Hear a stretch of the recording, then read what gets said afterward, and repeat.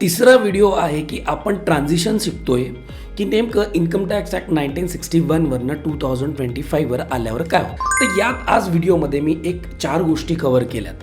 तर त्यातली पहिली गोष्ट आपण स्टार्ट करूया की जो आधीच्या ॲक्टमध्ये 1961 मध्ये ज्याने आपला पॅन नंबर आहे, जसं की तुमचा किंवा माझा, किंवा टॅन नंबर आहे किंवा तुमचा किंवा माझा, तर जे आहेत तेच राहतील का नवीन ॲक्टनुसार ते बदलतील.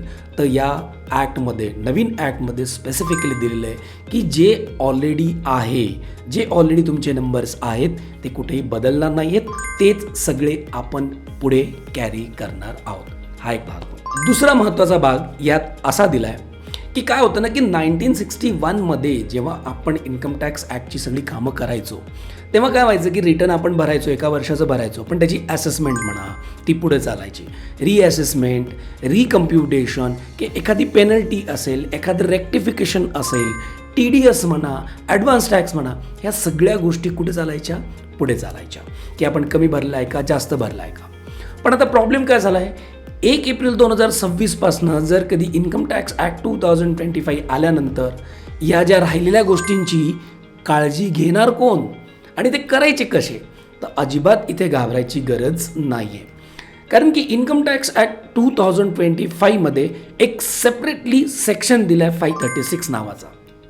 त्यात जवळजवळ 22 क्लॉज असे दिलेत की या सगळ्या गोष्टींचा ते पूर्णपणे विचार करत आहेत. त्या क्लॉजेसमध्ये हे सांगायचा प्रयत्न केला आहे की जे 1 एप्रिल 2026च्या अगोदर जे काही घडलं आहे ते सगळं इन्कम टॅक्स ॲक्ट 1961 नुसारच चालणार. जे काही सेक्शन्स आहेत, जे काही नवीन टर्म्स आहेत, जुना ॲक्ट आणि नवीन ॲक्टच्या अलाईननुसारच चालणार आहेत. मग असेसमेंट असो, रिअसेसमेंट असो, रेक्टिफिकेशन असो, तुमचा रिफंडचा इश्यू असो, जो पाठीमागे होता तो पाठीमागच्या ॲक्टनुसारच कंटिन्युअसली चालणार आहे.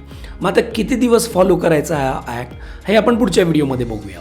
पण या व्हिडिओमध्ये सांगायचा एकच प्रयत्न करतोय की या सगळ्यांची दखल घेण्यासाठी आपल्याकडे सेक्शन 536 नवीन ॲक्टमधला पूर्णपणे दिला आहे की या सगळ्यांच्या काय करतो रे, दखल हा घेतो.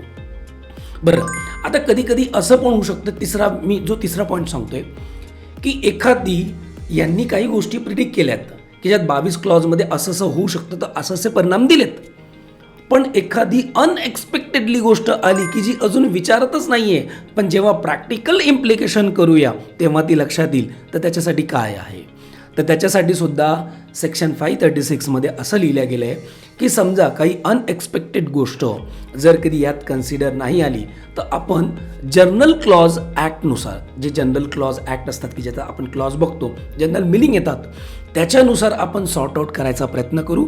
त्याच्यानुसार गव्हर्नमेंट तशी नोटिफिकेशन तुम्हाला नक्की देईलच. बरं, आता चौथा पॉईंट म्हणजे काय की बऱ्याच वेळा काय झालं की काही राईट्स असतात, काही बेनिफिट आहेत, काही लॅबिलिटीज आहेत ज्या ओल्ड ॲक्टमध्ये अराईज आहेत, ज्यांना मिळत होते बेनिफिट, ज्यांना राईट ऑब्लिगेशन्स होत्या त्यांच्या काही, ज्या ओल्ड ॲक्टमध्ये आहेत, मग त्या सगळ्या कॅन्सल होतील का नवीन ॲक्टमुळे? अजिबात नाही. जे बेनिफिट त्याला मिळायचे ते मिळणार, जे ऑब्लिगेशन्स आहेत तुझे ते ऑब्लिगेशनच राहणार. कुठल्या ॲक्टनुसार? जुन्या ॲक्टनुसारच. कारण की ते घडलंय कुठे?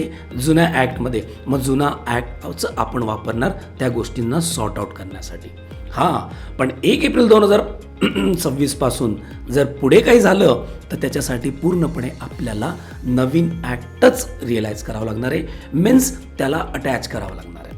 तर या 4 गोष्टी मी या व्हिडिओमध्ये कव्हर केल्या. तर नेक्स्ट व्हिडिओमध्ये आपण बघणार आहोत की काही प्रोसिडिंगवर इम्पॅक्ट जातोय का, की काही TDSवर इम्पॅक्ट जातोय का, हा ॲक्ट किती वर्ष आपण कंटिन्युअसली चालवणार आहे, ह्या सगळ्या गोष्टींचं आपल्याला उत्तर हे पुढच्या व्हिडिओमध्ये मी नक्की देईल. आणि तोपर्यंत हा व्हिडिओ बऱ्याच आपल्या लोकांपर्यंत फॉरवर्ड करा.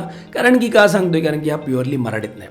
तुम्ही बऱ्याच व्हिडिओ हिंदीमधनं बघताय, पण मराठी लोकांपर्यंत बऱ्याच काही गोष्टी टेक्निकल लँग्वेज पोहोचत नाहीत, तर थोडासा पोचवायचा प्रयत्न करा.